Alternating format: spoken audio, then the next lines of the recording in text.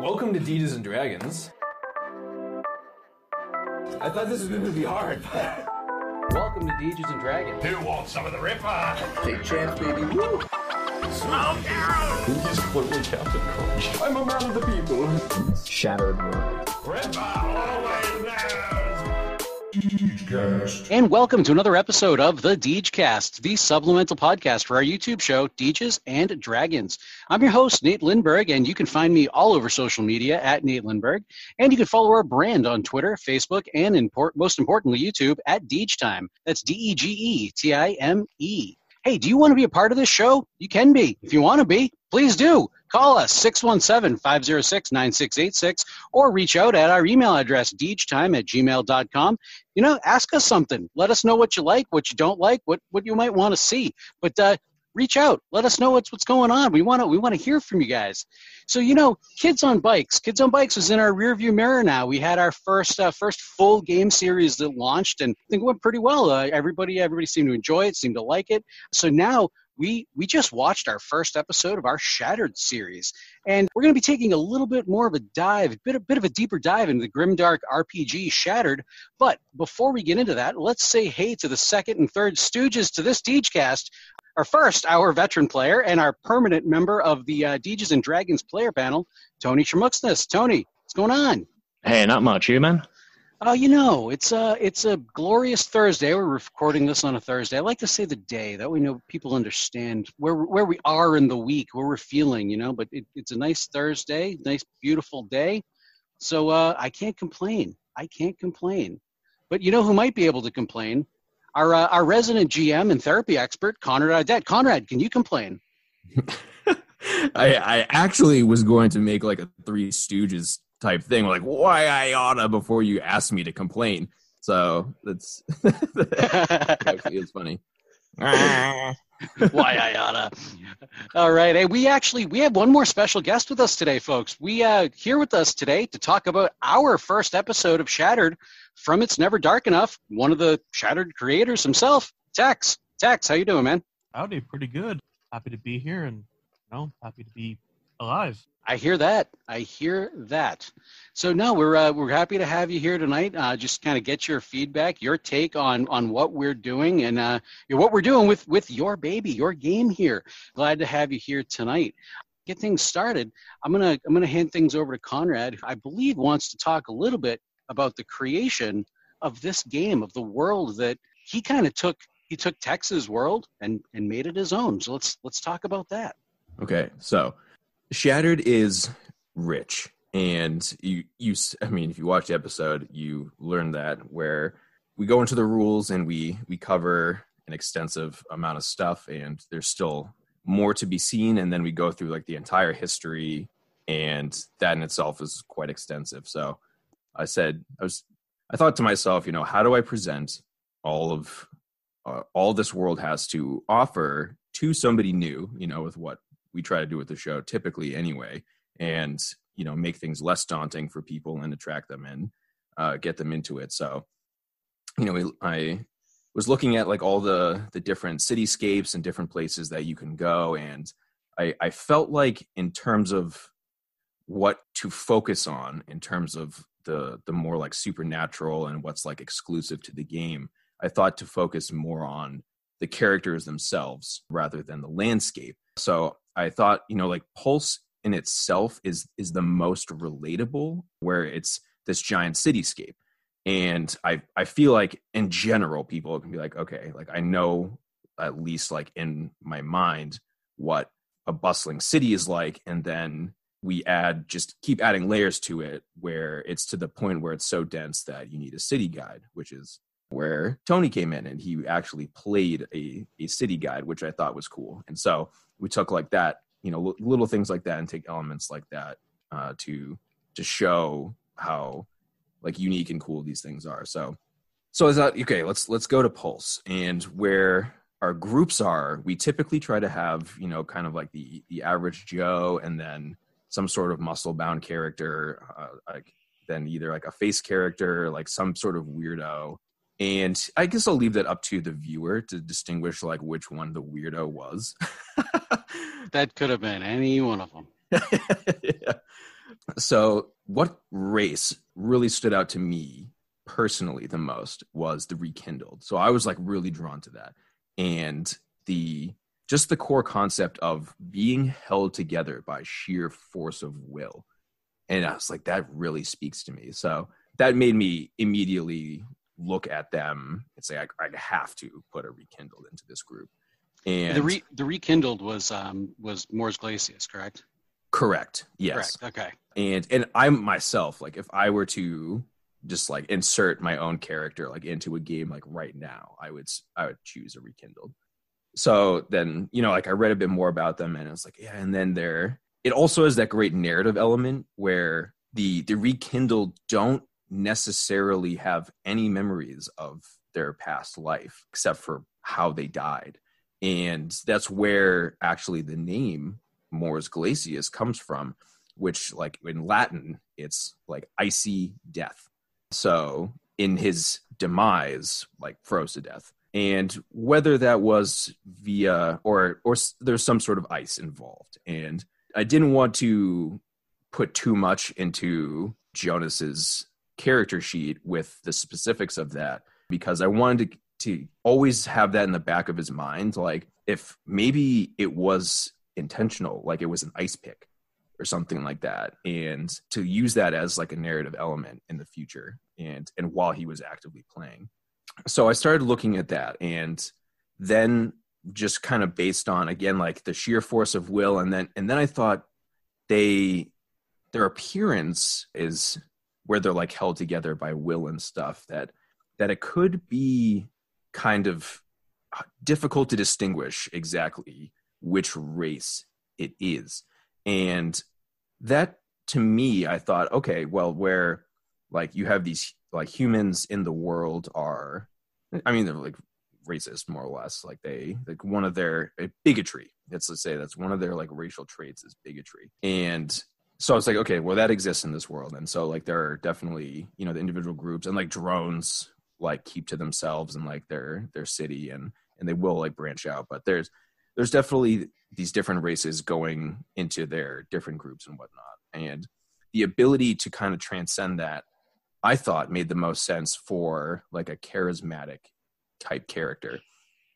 So I really like poured over all the abilities and all the options through experience like so many times. And where the game is, like it's kind of a good thing to have at least some skills in everything for the sake of survival. So I did ignore that a little bit for the sake of the one shot. And because of that too, though, I wanted to make sure that people could kind of cover each other's bases. So where Mors develops like all these like additional social skills that you wouldn't typically have at starting level. It's like he doesn't have any way of physically harming people. And that's where Trumpet Royale comes in. Trumpet Royale. Yeah. And so it's like, okay, so he needs this bodyguard. And then it's like, okay, so which race makes the most sense for bodyguards? And so there's like the Wretched are, massive and they have these different modifications in general. And they're the most well suited to the Wasteland. So I was like, okay, that's definitely an option. And so then I looked at the players who I know well. And I thought, okay, so which person would make the most sense as a Wretched? And it wasn't quite the right fit. And so that's kind of when I was looking over the other races again. And then it's like, okay, Florvana are super cool. And I definitely want to have them on display in this.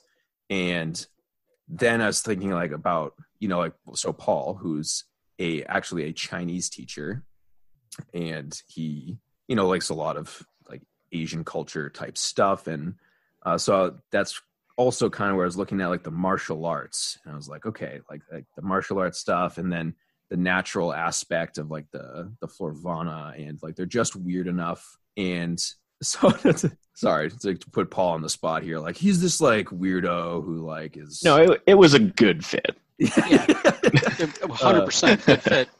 Good fit. Anytime we can take a stab at Paul, I am all for it. So I was like, it's to then make the Florvana, who the way that they grow, they seek to emulate existing races. So like their appendages are like over exaggerated, and they become like caricatures of like the existing humanoids. So that in itself is like, okay, so now we have this like really like awkward mushroom. Let's add martial arts to the mix of that. and so that's when I was like, okay, 100%, that just like clicked into place. And so then I was looking at like the martial arts trees and what you can do with them. And martial arts, you have like these different like schools. You also have these different racial focuses. The word escapes me right now, but the races will have like different abilities that they can develop within like the martial arts tree. And where like being kind of this like steadfast, immovable object via martial arts, it's like, okay, so now that we have this like goofy concept, like, yeah, that makes total sense as a bodyguard, where you will stand there and like be a literal shield for the other people. And I thought, okay, so then at the same time, like if he's being a shield for people, let's make him a shield for people. So that's like, all right, let's make him over 8 feet tall. And really like bend over and use the giant mushroom cap as a legitimate shield if you wanted. Right, yeah. Or a battering ram. Yeah. Or a battering ram. Yeah. Why didn't we think of that? There's always next time. Yes, Yeah, there's always season 2. Yeah. And yeah, so then it's like, okay, so yeah, we have like this bodyguard archetype that makes total sense. And so I was looking at like, okay, so what's an average person look like? So now that I had these like more distinct, then I kind of went backwards. It's like, okay, like I haven't done the average yet. So like now that I have like this lens at like what's like unique to Fenris, like what's the average for Fenris? So then it's like, okay, I'll take a human, and where they're like the most, like, what's the right word? There's more of them than anyone else. They're prolific. Yes. Then I thought too, like it's a difficult world out there, and to survive, you have to go through a lot of stuff. So that started taking me down this sort of like dark track where it's like, okay, so like the average, like surviving isn't necessarily even average. Like death could be average. So like going through like all sorts of, like traumatic stuff, I thought might be the average here. So that's when I was like, okay, so what's like the easiest way to fit somebody who definitely survived? And I started thinking about like a soldier. So his whole backstory that we never actually even see in the show, but he himself was captured and tortured and bloodletted extensively.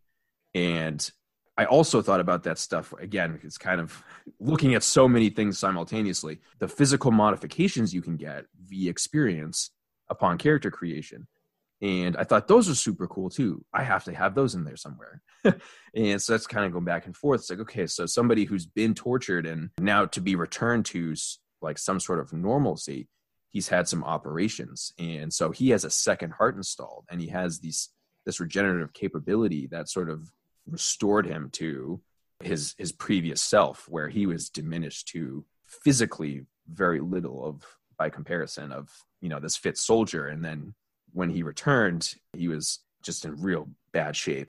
So then that was kind of bouncing around again, like looking at the different skills, and okay, so now like tying these together, and like, why would this soldier guy be with this like really charismatic person who doesn't actually fight anybody? And why would he be with this like really odd, giant fungus person who's extremely rare, and like humans are like bigots anyway? So how do I fit these together? And that's when I came across confidential informant as like one of the things you can use your experience for. It's like, okay, yeah, that's cool. And it's like, okay, so what makes the most sense here to have her as this military scientist? And it's like, okay, so yeah, and then they're twins. Yeah. So like, again, that was kind of like, okay, these things are clicking now.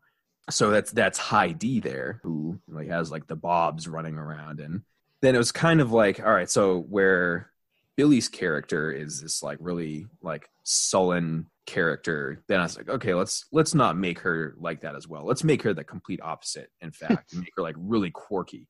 And even their whole backstory is, like they were both orphans, and she had this great natural mind, and he always had to feel protective of her because she was so inquisitive and would constantly be like in the face of danger.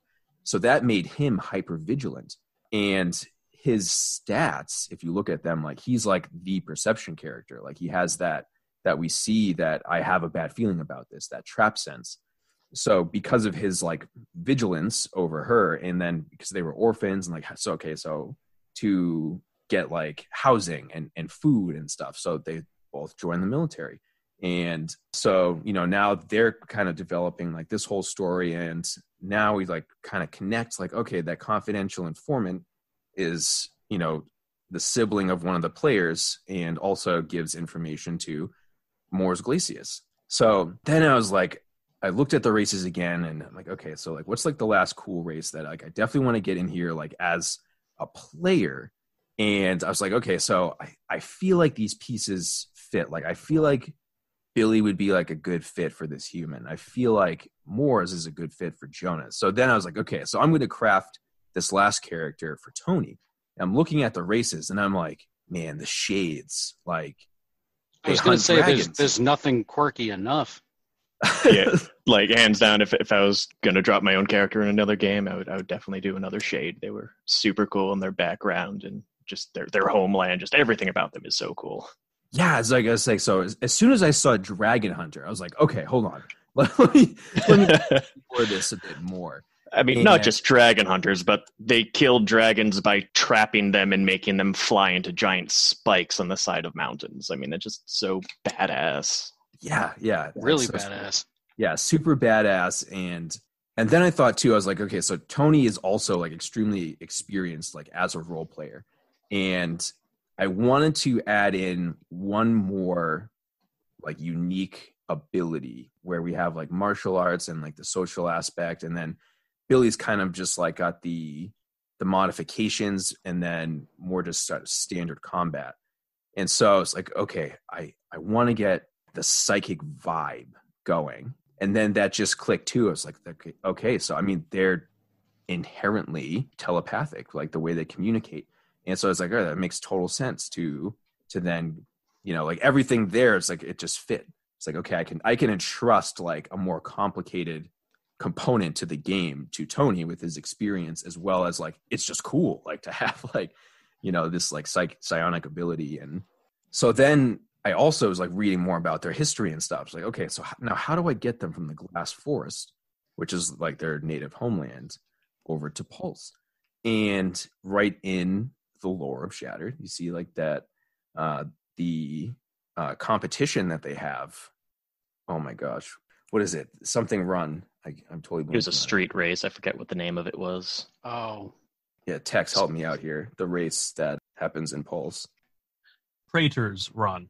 So through that, you can gain housing within the city, and they actually say that Shades will go there for this competition specifically. And it's like, okay, yeah, that makes total sense. And where we have this, charismatic character, we have this high perception character, and we have this like physical monstrosity. And then it's like, okay, so agility should really be like, his big like physical stat there. And it's like, okay, yeah, the run makes total sense, and being agile and everything. And so, but why would I want him to leave is the other thing. So because he's so agile and he compensates, like he actually had an ability where he could then use his agility for melee instead of strength as well. And where he is successful in his homeland, it was sort of like this, like, well, you're not good enough because like you're scrawny and you use your agility rather than your strength. And yeah, I think also the females did most of like the physical aspect of everything, where the men generally stayed at home. So GE wanting to kind of go out there with the females was also kind of like shunned as well a little bit. Yeah, and it makes sense now where he would, like, stat-wise, it makes sense, but also story-wise, it makes sense for him to go there. And that was very important to me, that everything lined up both stat-wise and story-wise. Then him going there, it's like, okay, so what kind of job now can he get where he has no contacts, and during the race he's actually injured and intentionally, and because I also was like, okay, I don't want him to be now elevated out of Quarterlog and away from them, and I want him to have a reason to be, kind of where they are. So having this injury made sense to me for having him be grounded. And it also allowed me to give like another just sort of like narrative piece to potentially come up. We'll see. No spoilers. Yeah, no spoilers, but his recovery process. Then again, so how do you get a job here? And becoming a city guide is just one of those common ways. In being a guide, then becomes familiar with the territory and sees, oh, well, there's this sort of like little area where everything is like totally cool and chill, and people of like different backgrounds can just get along. And so it's like, all right, let me check this out. And sure enough, like, yeah, like go, like definitely, yeah, join our crew. And the crew became extremely cool. Like, so, yes, it did. And again, that's I feel like that's a snapshot in about the amount of time and thought processes that went into like developing this group and designing the characters for everybody. But basically the takeaway is, again, like showcase, the unique aspects of Shattered, but not overwhelm. Give everybody like their own thing to cling to and make it cohesive enough where everybody like, why they're together makes sense and their interactions will be easy. Then also the understanding of the viewer. So all of these different things all went into it and how we got there. So I guess that's kind of my spiel. I don't know if anyone had any more questions about that or if we want to just sort of progress to the next portion. No, I mean, I think you did a great job just crafting everybody. And just so the viewers know too, Conrad wrote like 2 to 3 pages of backstory as kind of like a guideline for each character as well. So we were all pretty well prepared as far as what our characters, who our characters were anyway. And I can tell you, it pretty much drives with the lore because he ran it by me before showing it to y'all too. No, that's good. That's good. I mean, like, yeah, I know. Obviously, I didn't play in this game. It's the one game that I didn't actually get to participate in because so many people wanted to play. It definitely seemed like that was the case. Like Conrad, I know for a fact Conrad took hours and hours and hours and hours and hours to craft these characters. And from rewatching the Shattered series over and over again, from editing it, it certainly seems like he stuck true to that 100%. So one question that I've got for you, Tex. So we've been talking on our Discord here for a while now about Shattered and kind of telling you what's been going on and things like that. Now that you've actually seen the first episode, what do you think of what we put together and the world that Conrad crafted and things like that?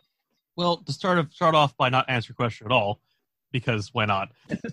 I'll get to it, don't worry. But it's interesting you chose Pulse. Outside of the live stream we did for our launch day last year, I think, we always start in Pulse. All of our dev games, except for that one, have always started in the Grey Shade Tavern. Because, in fact, Grey Shade Tavern was actually created because we wanted to start our pre-alpha playtest for internal use. So I found it really interesting that you chose Pulse as your first sitting. That's actually kind of cool. That's really cool. Because the Grey Shade Tavern was the Grey Shade Tavern's in Pulse. Yes. Well, yes. It's in the downtrodden, but yeah. Yep. Yeah, I think it was mentioned in the episode, wasn't it? It was, yeah. yes. Yeah. Yeah. It was like a rival bar. It's a rival bar. That does Right. a lot better. Does a lot better. 4-armed bartender. Yeah. Right. Yes. Yeah. The 4-armed bartender. But now to actually answer your question. Yeah, that was great. I thought it was a great representation of the world. And, well, yes, it is limited. It has to be. I mean, again, probably tooting my own horn here. There's, 40-plus pages of just pure lore. That's between the lore section, little tidbits in between, and the quote-unquote hidden stuff in the GM area. So I think you definitely did a good justice, at least for the first episode. I haven't seen anything else just yet. So, I'm in the dark just like y'all are. Well, everyone else who's listening, not those with me here. Yeah. Thank you. Yeah. I definitely cared a lot about, like, I wanted to make stuff my own, obviously, but I also, it was very important to me that it was also true to the world, like that anything I made wasn't like too far outside the realm of possibility. And I think you stuck to that, really well. The world of Fenris is obviously a lot different than the world that we live in, but it seemed like everything hung true to that world very, very well. So I definitely agree with that. So I actually had brought that up when I was going through like everything. I was like, this is the first game that we had done where it wasn't conceivably our Earth, and for the show. It's like, so like, at that point we had done Kids on Bikes and Clink, and yep. Both of them were, it's Earth present or Earth past. Then I was like, okay, well, no, but now we have to learn this like new planet, basically. I'm curious, like, what do you think is going on with Genghis Gramps right now? I honestly am not quite sure. He seems like a shady old dude. I don't know. Good. No, he is. He's like definitely a shady character. It's like when I first watched this back, because I was not in the room for this when it was being shot. I was there, but I was in the other room. I couldn't hear what was going on. The room's really small. So watch this back the first time. It's like Genghis Gramps. He is he's definitely a Conrad character for sure. So you never quite know what he's all about. Is he there to help? Is he there to hurt? Somewhere in between? We don't really know. I like the pause before combat started too. Like everyone turned to Genghis Gramps and he's sitting there. Connor just pauses and everyone just stares at him. Yes, it's these like little things that I like to do to make everybody question everything they're doing. Back like even like when we were starting off in the bar with like putting the little droplet into the drink, and it's like, oh, so this wouldn't be out of the ordinary for us.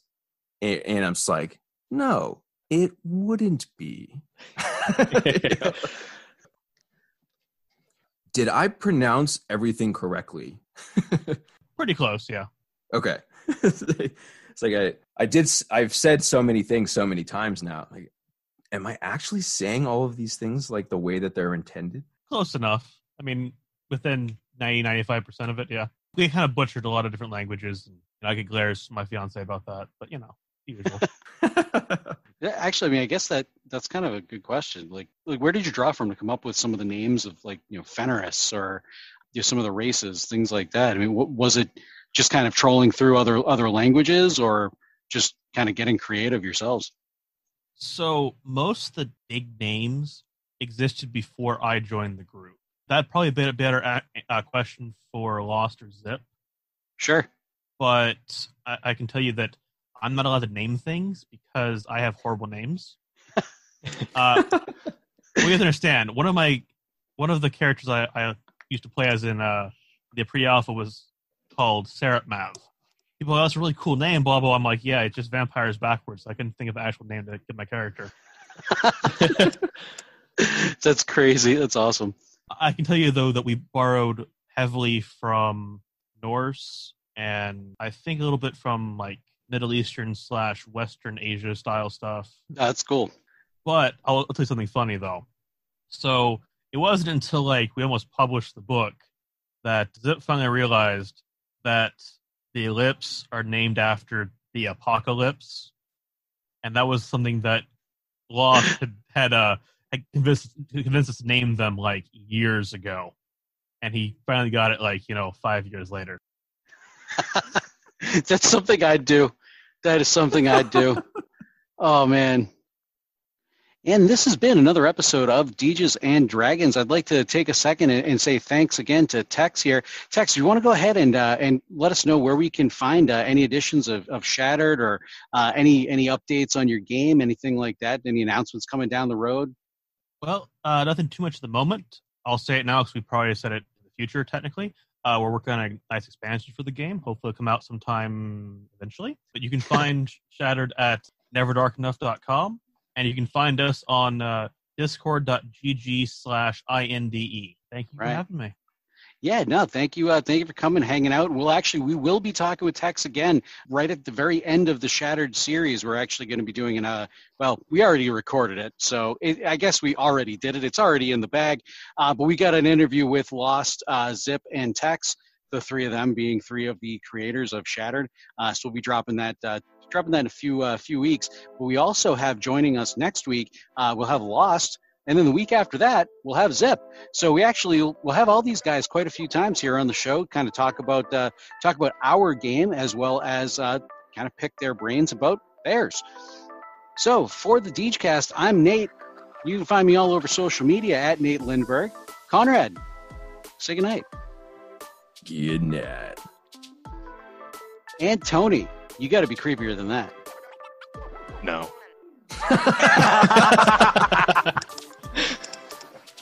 All right, you know what? I can't think of a better close than that, folks. So we will see you in 7. Take care.